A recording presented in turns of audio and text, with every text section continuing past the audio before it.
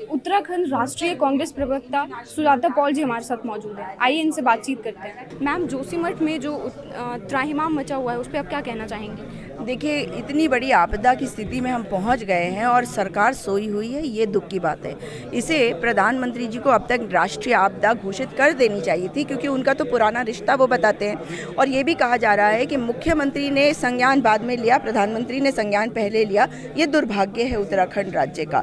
देवभूमि है हम, वहाँ पे जो कल्प वृक्ष जिसके नीचे बैठकर आदि गुरु शंकराचार्य जी ने तप किया था वो फट चुका है। ज्योतिर्मठ में क्रैक्स आ चुके हैं। उनको ठीक करने के लिए सरकार क्या कर रही है, ये सरकार को बताना होगा, एक्सपर्ट्स को लाना होगा।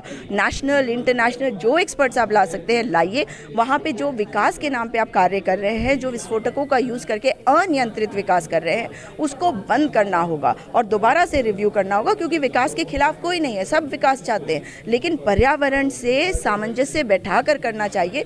क्योंकि आप नहीं तो ऐसी त्रासदी को इन्विटेशन दे रहे हैं जिसके ऊपर आपका कंट्रोल नहीं है, और वही हम देख रहे हैं। मैम, और आपने वहाँ की जो जैव विविधता है उसकी हत्या की बात की है प्रेस वार्ता में।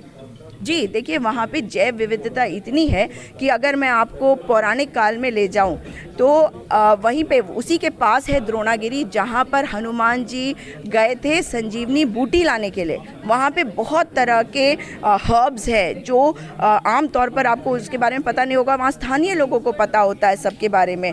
और अगर हम उस जैव विविधता को ख़त्म कर देंगे तो ये हत्या होगी उस धरोहर की जो हमें मिला है और जिसको हमने बड़ी किस्मत से पाया है इस धरती पे पैदा होकर। अगर वो हमारे देश में है तो ये हमारी किस्मत है। मगर उसका दूसरा पहलू ये भी है कि जब आप जैव विविधता को नुकसान पहुंचाते हैं तो आप प्रकृति के साथ बहुत गलत खेल खेल रहे हैं, क्योंकि पूरी फूड चेन, फूड वेब सब में गड़बड़ हो जाता है। मैम, और क्या एनटीपीसी जो है वो मेन मुसीबत का जड़ है जो जोशीमठ में हो रहा है? देखिए, एनटीपीसी के टनल में विस्फोट हो रहे थे, इसकी वजह से स्थानीय लोगों का ये मानना है। क्योंकि उन्होंने 3 जनवरी को देखा कि जब विस्फोट बहुत ज़्यादा हो रहे थे, क्योंकि एक टनल बोरिंग मशीन वहाँ फंस गई थी, उसे निकालने की कोशिश करी जा रही थी, तो बहुत मुश्किल हो रहा था। और अचानक से जो दरारें हैं वो एकदम बढ़ के आ रही थी। जैसे ही लोगों ने आंदोलन किया, उसे रुकवाया तो वो रुका भी, वो थोड़ा सा धीरे हो गया। लेकिन दरार एक बार शुरू हो गई वो तो बढ़ेगी।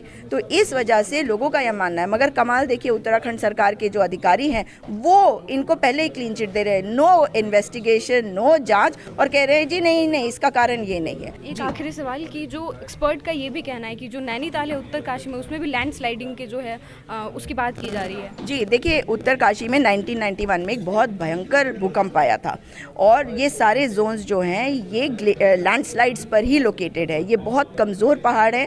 ये इनको कहा जाता है यंग फोल्ड माउंटेन्स, हिमालय की पहाड़ियों को। तो ये एल्प्स की तरह नहीं है, ये एंडीज़ की तरह नहीं है कि जो पक्के पहाड़ हैं उनके अंदर से आप टनल बना दो। प्रधानमंत्री जी कहते हैं इनके अंदर टनल बना दो। टनल बनाने का मतलब है आज नहीं तो कल ये पहाड़ कमज़ोर होते चले जाएंगे और किसी ना किसी दिन कोई बहुत बड़ी आपदा आ सकती है। इसलिए इसकी तरफ ध्यान दिया जाना चाहिए। तो ये थी हमारे साथ बातचीत के लिए उत्तराखंड से कांग्रेस की राष्ट्रीय प्रवक्ता। दिल्ली से कैमरा पर्सन विशाल के साथ मैं श्रुति, खबर टुडे न्यूज़।